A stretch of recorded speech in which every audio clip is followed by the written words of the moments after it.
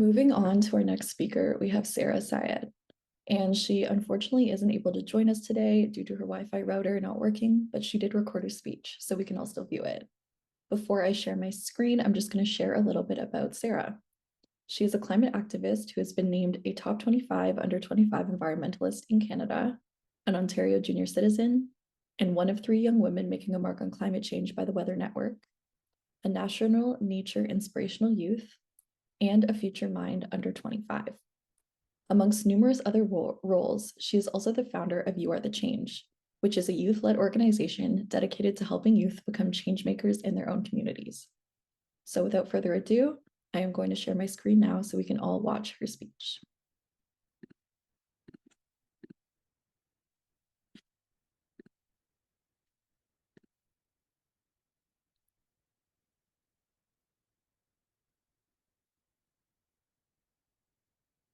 Hi, everyone. Thank you so much for having me here today to present at this conference. It is a pleasure to be a part of this event virtually and to share the stage with such inspiring young leaders who are part of today's event. Before I begin, I just want to give special thanks to the organizing team for putting this event together, which is truly incredible. And I'm really so excited to be a part of it today. So as a quick introduction, my name is Sarah, and I'm an 18-year-old climate activist, innovator, and public speaker based on the traditional territory of the Haudenosaunee and the territory of the Mississauga of the New Credit First Nation, which we now know as Toronto. The work I do lies in the technology space, climate education, and as well building intergenerational spaces for collective action. I'm also part of the Starfish Canada, the David Suzuki Foundation, and I'm the founder of my own youth-led initiative called You Are the Change. And kind of like its name, it's where we help young people transform their passion as like mediums of action for the Sustainable Development Goals. Now, today I wanted to do this presentation a bit differently compared to some of the other presentations we generally give. Generally, I start by sharing climate tipping points, but in the spirit of shifting the status quo, which is this year's, the theme of this year's conference, I wanted to do things a bit differently. And so while preparing today's presentation, I began to think about how we frame climate change. Often when we think about climate change, it is associated as a crisis that we are falling deeper into with each passing moment, as we see with the extreme weather events, forest fires impacting neighboring cities and countries. And as of August 22nd, we have officially exceeded our natural resource budget for 2023.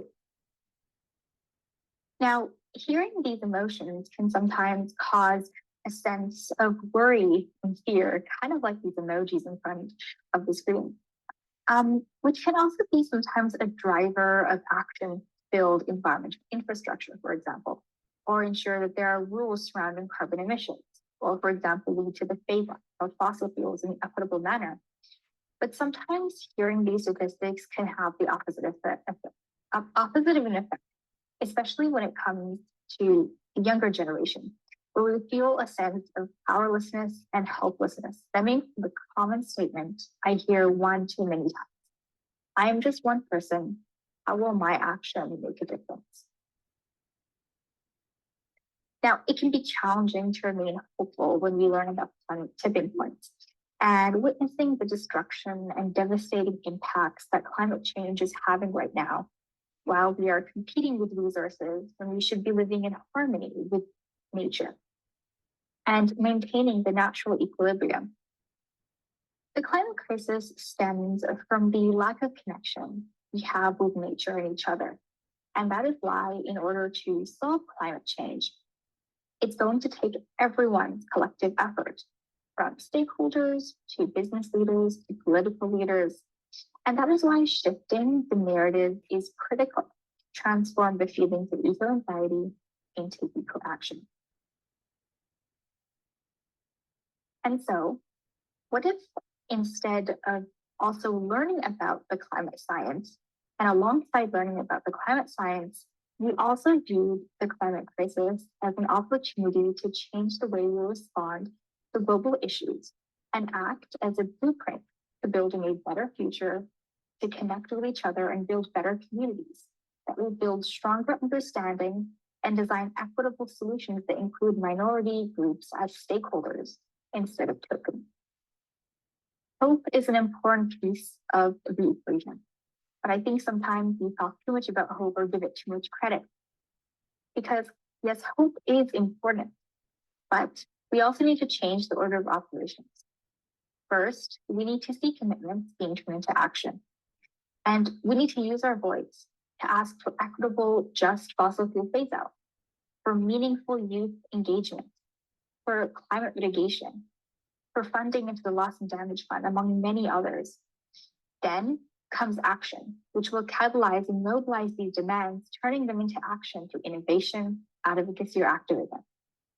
And lastly comes hope, because change can be a lengthy process, but being connected with a community of youth leaders to celebrate the wins and lows and the different parts of the journey. And as you start to participate in climate action and climate justice initiatives, you're slowly going to realize that thought of what if my action doesn't make a difference, or I'm just one person, how will my action matter? You'll start to notice that your one voice is joined by a sea of voices advocating for the same human right of living in a safe and clean environment. The way that I approach climate action is through the lens of innovation. Now, often when we hear about innovation, some of us think about STEM or technology, but to me, innovation is about designing something new.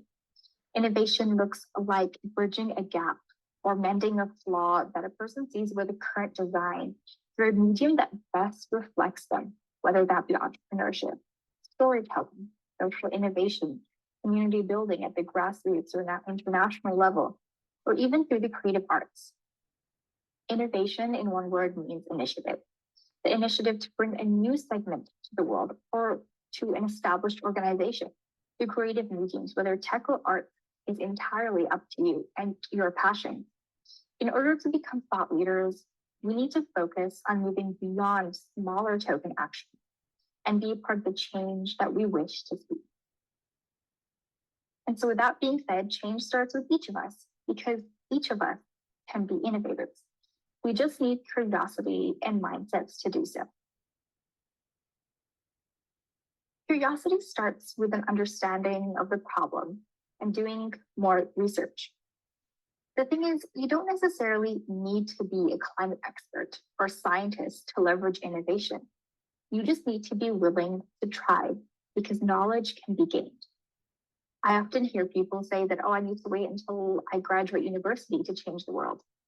But the reality is that you could start changing the world right now if you wanted to.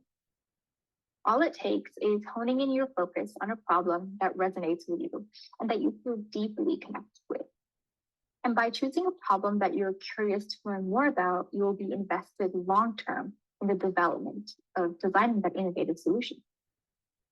The core concept of curiosity is creating your willingness to create new opportunities in order for opportunities to be presented to you. You don't need to wait for solutions to be presented to a problem that you believe needs to be solved. You need to be willing to create those solutions or be a part of the process that will allow those solutions to be taken to the next level. Then comes the mindset. So sometimes mindsets, we think of them as, let's say, focusing on positivity, but mindsets are truly critical in the process of innovation. And this realization started when I was working on my first science project. I wanted to share a quote that was hung on my school when I was in elementary school. And it said, the quote was, "Success is your willingness to try." Now, as much as I agree with this quote, I think it's missing a very important sentence before and after it. And so that's when I decided to reframe the way I think about success and failure. And so I want to start with defining failure and then moving on to success. When we think about failure, maybe we think about a low grade we got on a test or possibly not getting a job or internship. But truly, failure is standing idle in the face of a problem you can contribute a solution to. And then success is how willing you are to not get the result you're looking for, but still persist. Obstacles make up the path to success. And so with no challenges, you'll never have the opportunity to grow smarter or stronger. Whatever your goal may be, there will be times when you get that no, but it only takes one yes to change the course of your journey. Whether it be to get funding, get that internship that will really help you gain more environmental advocacy experience. All it takes is that one yes, and then you will be able to transform your innovative project.